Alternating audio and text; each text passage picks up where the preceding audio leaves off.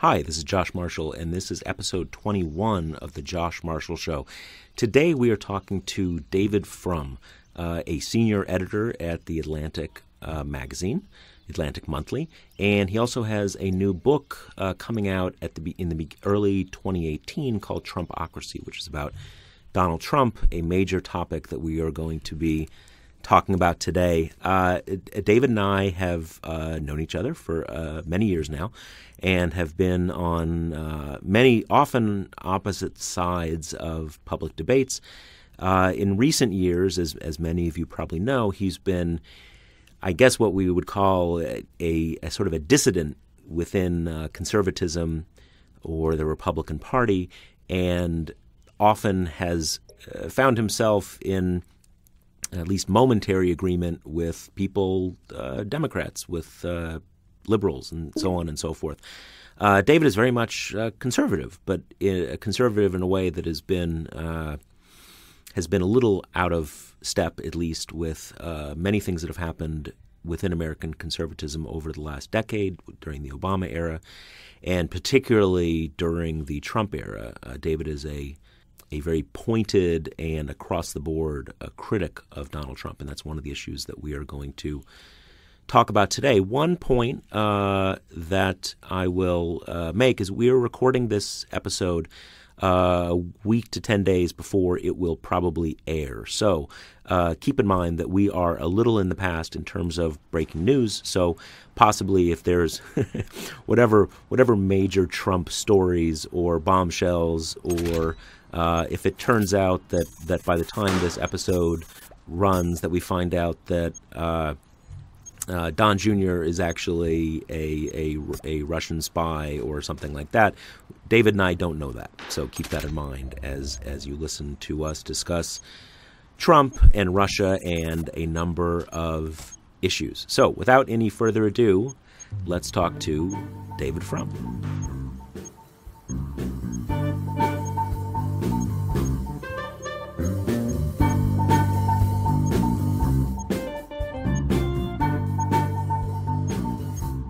Hi, David.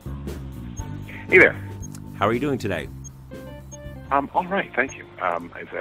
We're speaking, I assume, not on the day that we're actually going to broadcast, but it's a beautiful sunny day here on the North Shore of Lake Ontario. So beautiful, beautiful. Well, yeah, as you just said, and for our readers, we are coming to you from around 10 days in the past. So it's possible that if you are reacting to some big Trump bombshell or new outrage or whatever, we don't know about it yet. So we are going to speak a little more generally, since we are not on top of the news today.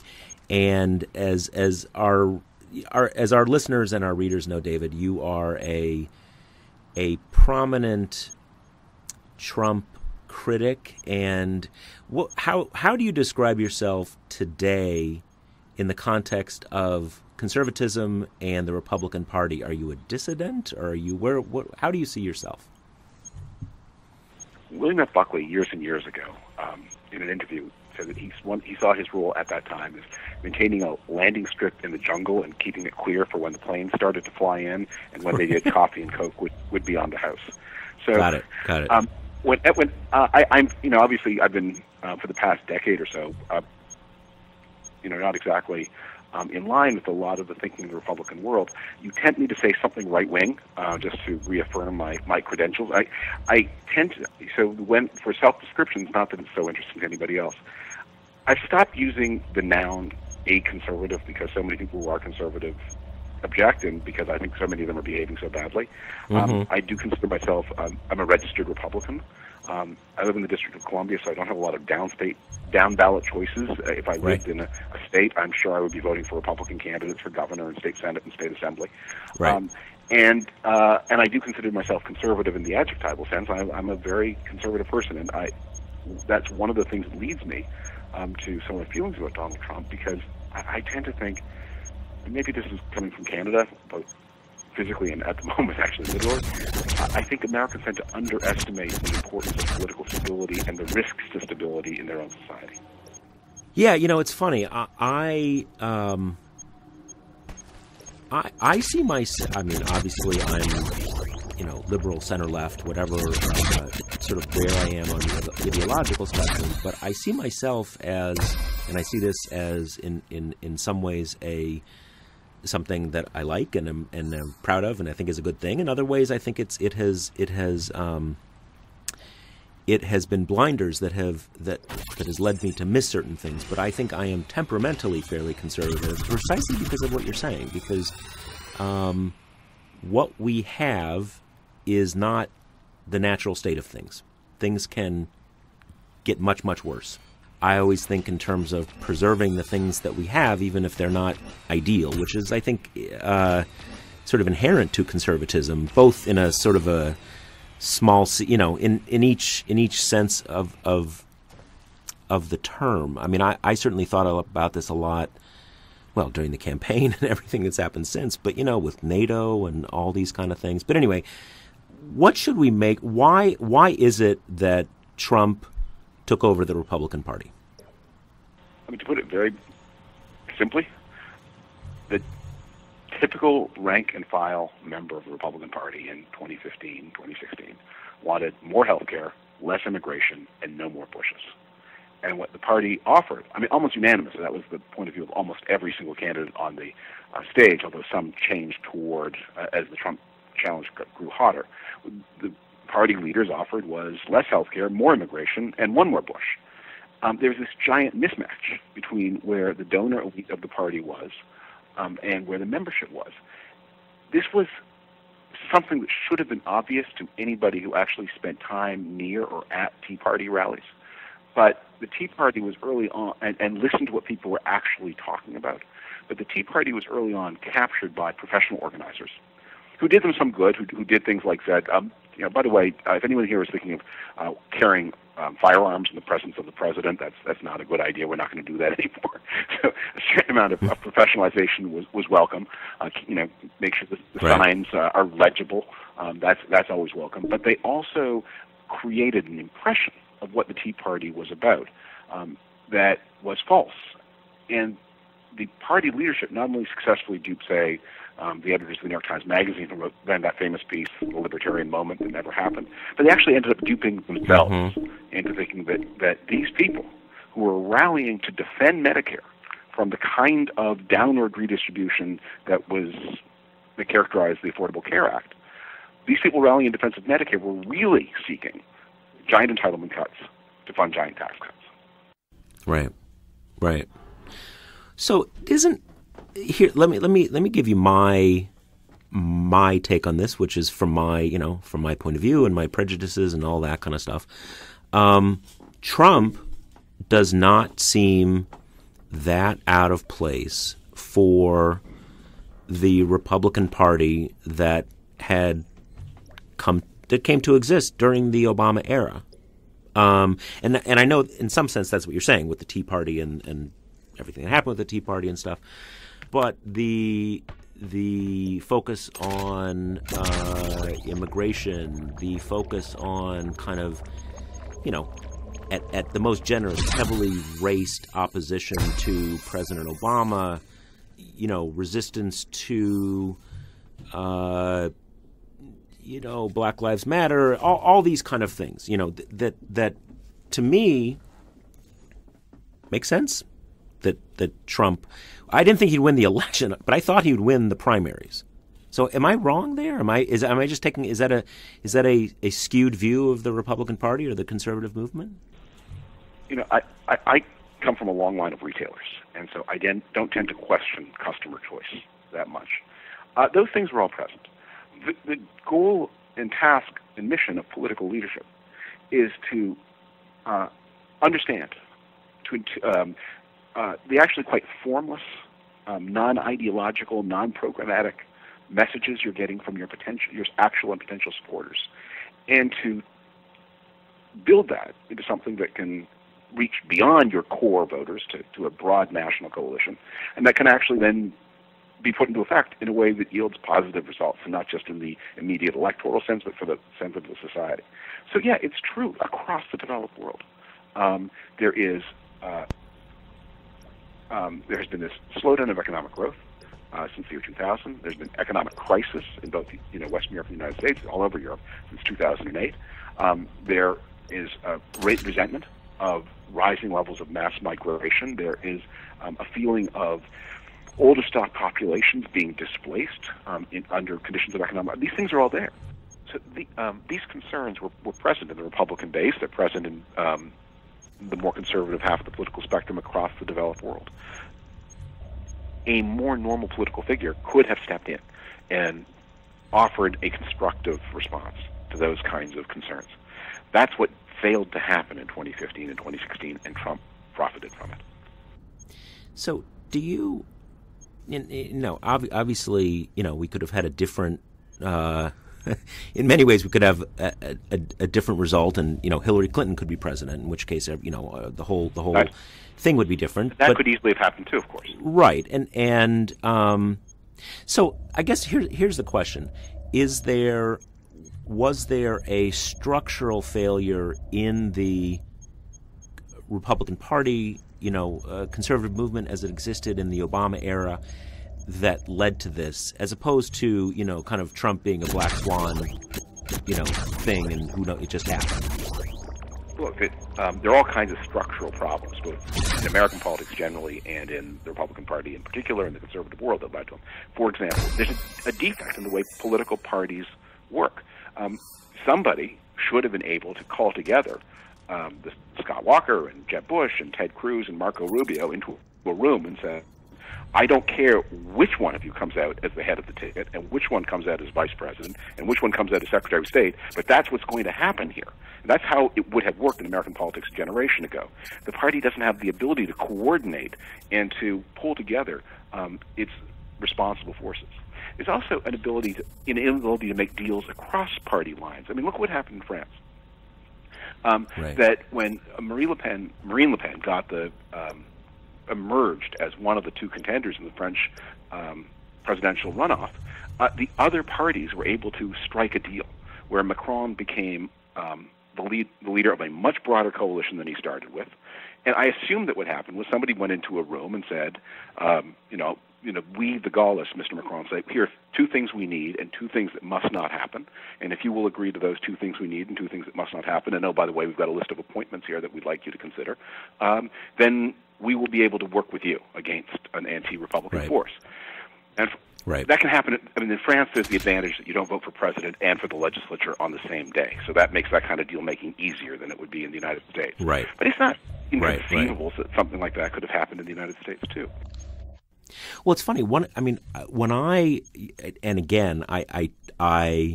I take some pride in thinking that he would win the primaries, but I certainly didn't think he would become president. And as I sort of reflected on this over time afterwards, and kind of, all right, what did I miss? I mean, this is obvious in a way, but it seems to me it is the ultimate example of partisan political polarization that. As soon as, certainly, and I think this is what probably most people who were familiar with American politics thought, that sure, he can win the primaries, but his kind of crazy racist stuff is going to, it's going to gain him people on the far right, it's going to lose him people in the center, he'll lose. But in fact, what happened is that as soon as he became the Republican, that was enough. And he was able to bring in a lot of people who, kind of should have known better, but he was the Republican, Hillary was the Democrat, and that was enough. And that's something that plays a, Let me point to one other thing now that's very easy to forget, now that we're so deep, we're more than halfway through 2017, and we know a lot about the kind of president he is. For a lot of people, the name Trump meant competence. They'd seen it every night or every week on their TV screens, that he was shown to them as the most capable executive of America. And not only that, and this is the thing I think that does deserve some attention and even some respect, his trademark phrase, "You're fired." So we went through 9/11, disaster. Was anybody fired? No, nobody was fired. Iraq War. Didn't go so well. Were people held to account? People were not held to account. Housing crisis and debacle. Was anybody anybody held to some very minor people were, but even, I mean, the worst actors got clean away with it. And many of them ended up very rich. Slow growth after in the recovery. People expect a deep recession, there'll be a rapid recovery. There wasn't. Even the failure of health, the healthcare.gov or whatever the website was called. Was anybody fired? Right. Nobody is ever fired. And at that moment, this man says, I'm good at stuff. I'm a builder. I'm a deal maker. And one more thing, I hold people to account, and I hold fancy people to account. Those are the people you see on my show. Those are not, they're not there in overalls. They're there in suit and tie and high heels, and when they fail, they get fired. Right. You can see why that would be attractive in 2016. Yeah, I hadn't quite thought about it in those terms, but you're right. There is that. I mean, and it's a little hard to step back when you think about, I mean, not only is there no accountability in the Trump universe, but he literally can't even fire people, right? Even in the most basic sense. You live in New York, you do business there. You knew you already knew in 2015 that he was kind of a doofus and a crook. Yes. And you don't get your information about the American business world from network weekly television. But there are a lot of people who had no reason to know what you know, and there was a gigantic industrial effort a decade earlier to dupe them. So why are they to blame for being duped? Yeah, no, I hear you. All right, so let's talk about, and this is something where I think even possibly while we've been talking, there's been some minor new news. What is, we don't know factually what is going to come out with this whole sprawling Russia investigation, but how should we, big picture, how should we understand what is going on here and whether, why, how much it matters? Well, I think it matters enormously. It has had a huge influence on my thinking. Here's something I would recommend. There is a tendency in post-Watergate politics to legalize every problem and to whenever you have a challenge, to begin to ask who here has broken the law, which laws have they broken, what legal jeopardy do they face, and cable TV then filled up with lawyers arguing there is a crime and there isn't a crime. Right. About 8 weeks ago, I did an exercise where I made up a series of things that are likely to have happened, or that could plausibly could have happened. I went to a lot of people who worked at senior levels of government, and I sketched it out, and I said, if these things are true, leaving aside possible technical violations of the election laws, any crime. And the consensus of most of the people I talked to was, if an American politician covertly and clandestinely worked with a foreign intelligence agency to get information to do down a political opponent, that was probably not illegal. Nobody had ever thought to.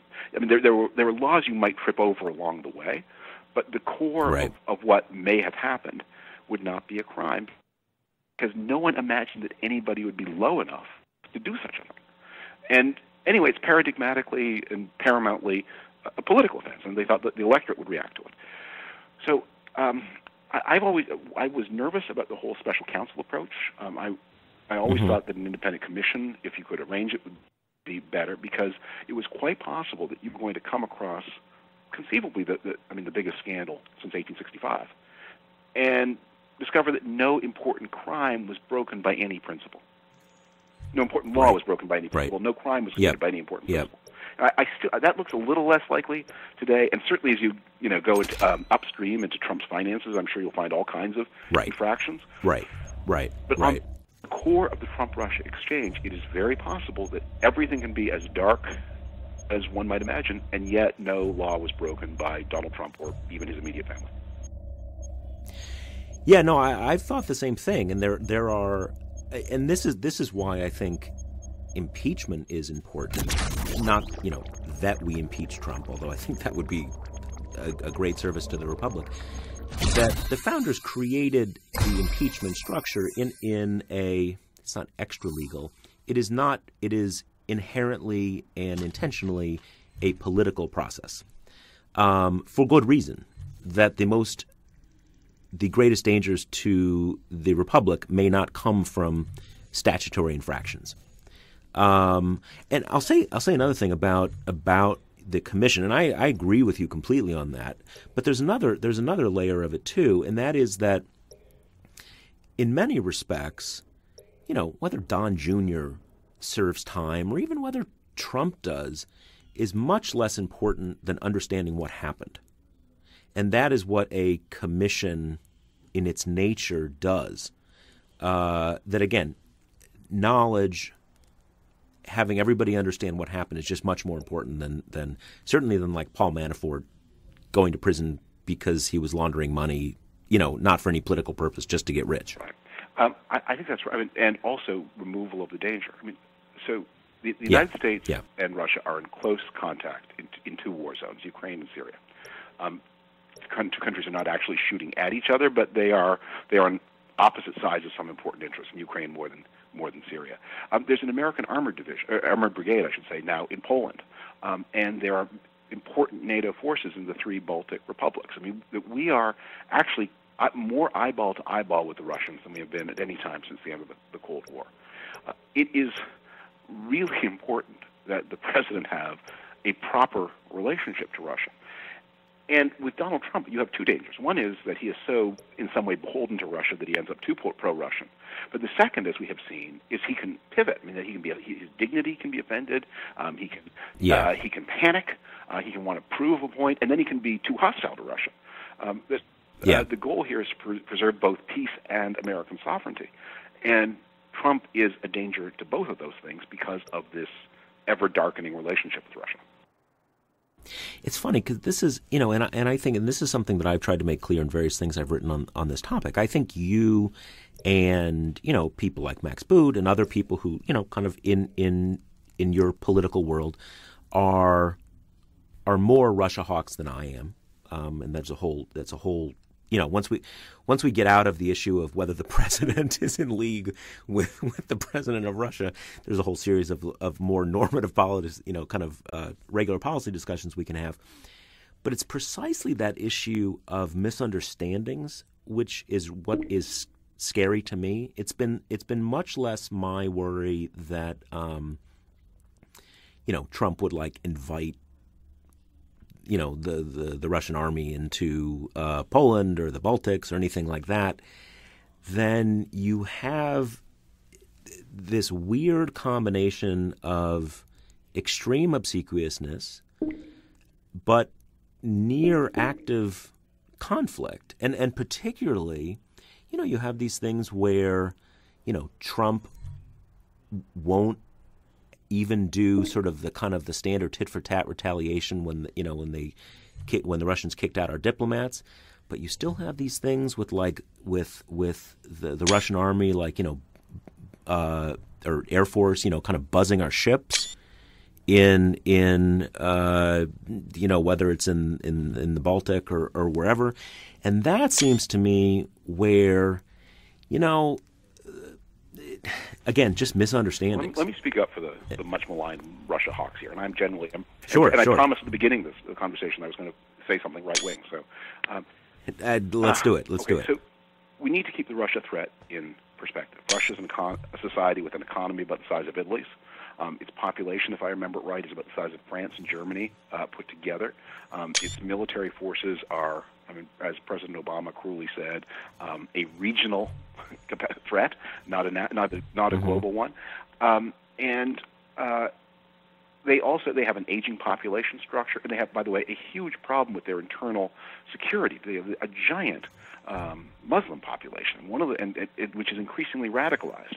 And one of the things that is so weird about these alt-right people who look at Russia as the holy motherland of the white race is actually Russia is an immigrant-receiving society on a bigger scale than the United States is.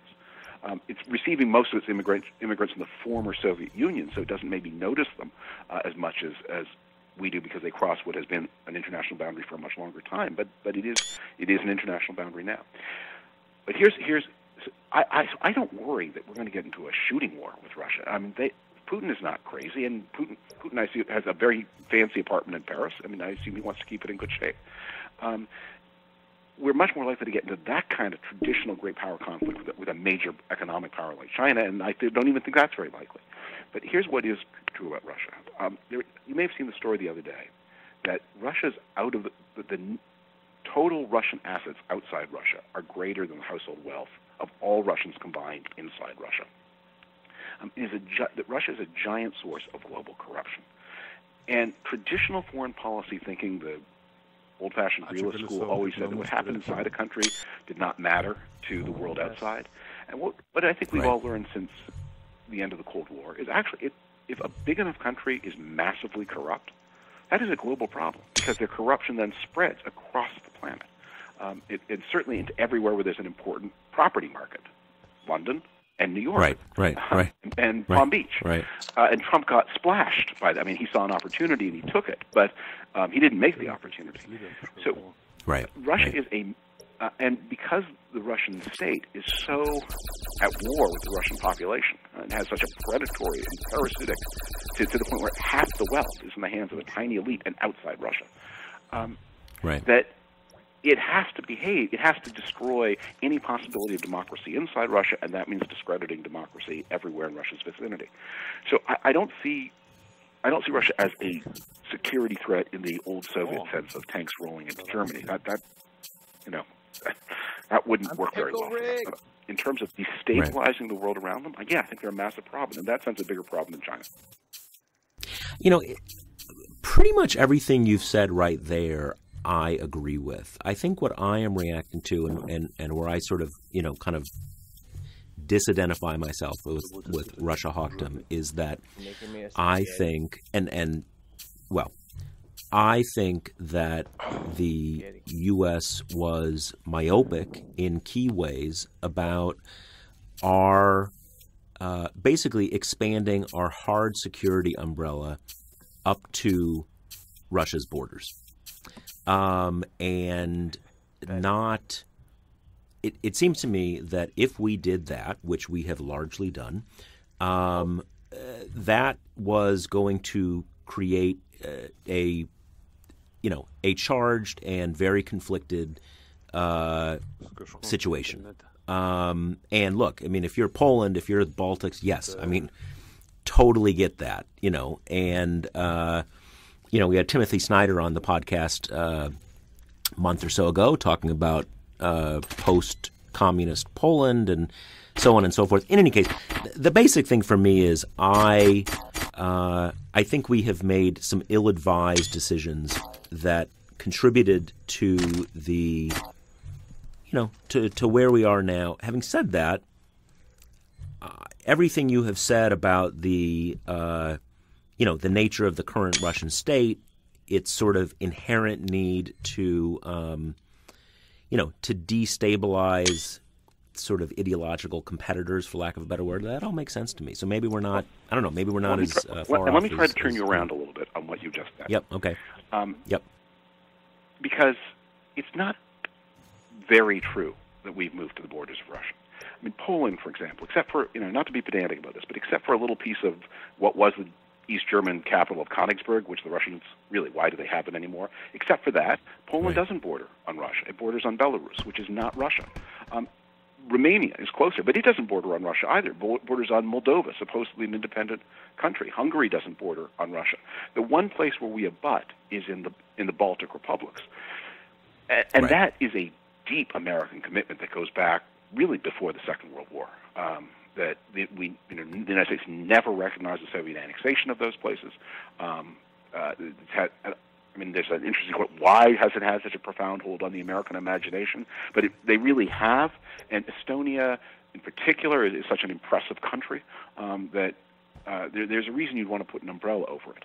But as to why you'd want to, the idea that the Russians have convinced people that it is somehow provocative for us to protect Poland from Russia, it gives you a sense of how upside down a lot of, their definition of their security is so aggressive that that something as basic as, wouldn't it be good for not only the peace but also the conscience of Europe to reassure Poland that its sovereignty will be guaranteed? That's intolerable. Ukraine is not in NATO. Nobody's ever thought of putting Ukraine in NATO, and Ukraine's not even in the EU. There was a big win for them. They got visa-free travel to the EU. But making a democracy, a stable, reasonably honest democracy of Ukraine, that would be a tremendous achievement. Very difficult, and the Russians see that as threatening. One Ukraine story. I visited a couple of times in 2014. I had a meeting with one of their economic gurus of the time. And it was a very strange meeting because you're ushered into this old commie era office with the antechambers and the very traditional but very door made out of cheap wood and then multiple phones on the desk because they can't do lines. And there's this guy who's younger than I am sitting at the desk with a photograph of his wife and child and a World's Best Dad mug in English. It's a total cultural conflict. And we had gone to some American grad school. And well, we were talking about the challenges, and he finally got a little impatiently. He said Ukraine is like ranked world 111th in terms of corruption and difficulty of doing business. My goal here is to get us into the 2 digits. Right. Well, here's the thing about, and again, I'm not sure. There's some of what you said there that I agree with, in the sense of, yes, it is certainly not that I think that Russia is entitled to, lord it over and sort of Finlandize Poland. And I think bringing Poland into NATO was a very correct decision. What I get into is more when we talk about like Georgia, stuff like that, and our kind of here's my point, the broader point for me. I don't see it as that, should it be provocative for the NATO alliance to guarantee the sovereignty of countries that have historically been lorded over by Russia? No, but Russia has a history, and let's put it this way. It will be provocative. Whether it should be provocative is another story. And I guess what I am saying is that I think we have I think our foreign policy decision making has been just less aware of that than it should be. Does that make? I mean, whether you agree with that or not, do you see the distinction I'm making? I follow this. I never had a really a first class ticket to the show, but I followed enough of this through the 90s to have a lot more sympathy and compassion for the decisions about Russia made by decision makers, by the way, of 2 parties over a long period of time. Mm-hmm. When Germany was reunified, that was a big, that's the original thing that the Russians took as their provocation, the reunification of Germany. We entered into this deep relationship with the Soviet Union as it then was, and Russia as it soon was. And through the 1990s, American policymakers tried their best to find some way to help Russia become a normal European country. Have you been reading these stories about how all these Russian diplomats are dying, in mysterious circumstances? Yeah. No, okay. They are not a normal European country in the sense that you were describing. Read how old they are. They're 63, 64, so everyone assumes they're dying of foul play. That is the typical age at which Russian males die. In fact, every one of these cases, it may be completely heart attack brought on by, Russian elites maybe live a little longer than 63, but, they also drink and smoke and do, self-destructive things. Right. The Clinton people, the thing was, we did not know how big this rock was. We couldn't imagine what is it like to be in a country, to deal with a country that has not had a price system since 1913, which produces literally nothing of value except oil, and where anything that is of value already was stolen before you showed up. Right. Well, like I said, I actually have, and I've gotten in some trouble from this on sort of my side of things. I actually have a fairly dark read on Russia and the Russian state and the Russian, how can I put it? I don't want to say the Russian culture, but whatever is between culture and the state, right? That kind of pushes towards, there seems to be a valence towards highly authoritarian governments in Russia. Presumably that is not a too controversial a statement. And it is because of that I actually kind of, I like where Obama was on Russia in the sense of this is a regional problem. It's not a global problem. But it is a problem for a lot of the reasons that you're describing. I just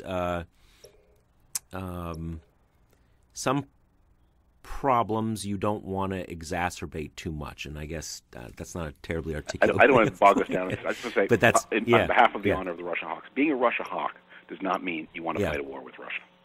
It doesn't even mean you want to have a huge military buildup against Russia. Remember, I mentioned an armored brigade going into Poland. That's not that big. And what has gone into the Baltic report, we're talking here about battalions. Now, they're battalions of highly capable nuclear-powered countries, but they are battalions, and they're facing, the balance of forces, even given how primitive the Russian army is still hugely with Russia. That is not what Russia Hawks are about. By the way, it's not what China Hawks are about. Those kinds of, and by the way, it's not what Iraq Hawks were about. That it wasn't that, which I was and to some extent still am. It wasn't that anybody was so panting for, military conflict. It's that, that where these things, they come from sort of a general attitude of how responsible do you think the United States is for the peace and order of the rest of the world? And one of the reasons I'm so horrified by what Donald Trump is doing is he seems to have all of the attitude and entitlement for American leadership without any of the wherewithal, and that he will end up, he's not this fantasy that your great friend Michael Tracy has, that Trump is, how is he, poor man, by the way? I think he's still in rehabilitation in a center in suburban Maryland after the incident with the congresswoman from California. But there was this vision that what Trump was going to be that he was going to withdraw the United States from the world, and as bad as that would be, what he actually is something worse, which is that he's going to, whistle up orders to America's allies, and get the United States into a bunch of conflicts, as I fear he's doing in Korea, without any friends. Yeah. Well, listen, there I think is where, and maybe we can, kind of sum up on this point. I think that we have certainly, Trump is so far afield from what we're accustomed to thinking of as normal that, there was a point, and I wrote something about this last year, and again, it's nothing particularly surprising or insightful, but the Europe we have seen for the last 60 or 70 years is not the norm. The norm is constant great power wars and all sorts of terrible stuff. And we have lived in what is largely certainly in the developed world and in the North Atlantic, Europe, North America, certain parts of Asia, a totally blessed period with lots of prosperity and no, all-out global wars, but that is not normal, and it takes a lot of management. And again, that is where I find Trump very scary. That it's like a Jenga thing where he's just going to pull things out until the whole thing falls apart. And I don't even think a lot of people realize the system is that possibly fragile. You go ahead. Yeah, absolutely. With a positive thought about all of that. And if we get through all of this without too much damage to the institutions of the public, maybe one of the benefits is people develop a new appreciation for what their parents and grandparents built, and understand that it may take more maintenance than we're accustomed to giving it. If you've ever been to any kind of EU event, my God, is it crushingly boring. It's just, and NATO barely better. And I don't do a lot of Northeast Asia stuff. I assume the same. And any multilateral, the catering is good, but the meetings are terrible. And you suddenly ask why they built all these structures that seem so boring and dreary and that are run by bureaucrats. That all of that multilateral boredom makes it possible for people in the arts and sciences and technology and business to do things that are really exciting and creative, because the governance across the developed world works. and maybe we need to take that all a little bit more seriously and rededicate ourselves to it. You know, on that, I could not agree more, and I do think that is some of the commonality that, you know, in the areas of anti-Trumpism where there is, I wouldn't even call it bipartisanship, where there is a coming together of people who have, you know, significant ideological differences. It is on things like that because, you know, for all the discontents, for all the problems, for all the crimes, minor and major, over the course of the Cold War, NATO, the U.S. security umbrella, has made a life for really all of us who, you know, it may be debatable how things have gone in other parts of the world, although I think, you know, on balance, better than not. But certainly if you live in the United States and Europe, we've had a very, by historical standards, very blessed thing going on, and it is not an accident, and we should be cognizant of the decisions and work and sacrifice that made that possible. So yes, I think we seem to agree pretty wholeheartedly. So now we just need to deal with getting past Trump. Last question. How does the Trump thing end? And I mean the big thing. How do we get out of this? Do we just kind of muscle through 4 or 8 years, or what do you see? What do you think the end game is? It's pretty hard for me to imagine any impeachment process happening while the Republicans control one house of Congress at least.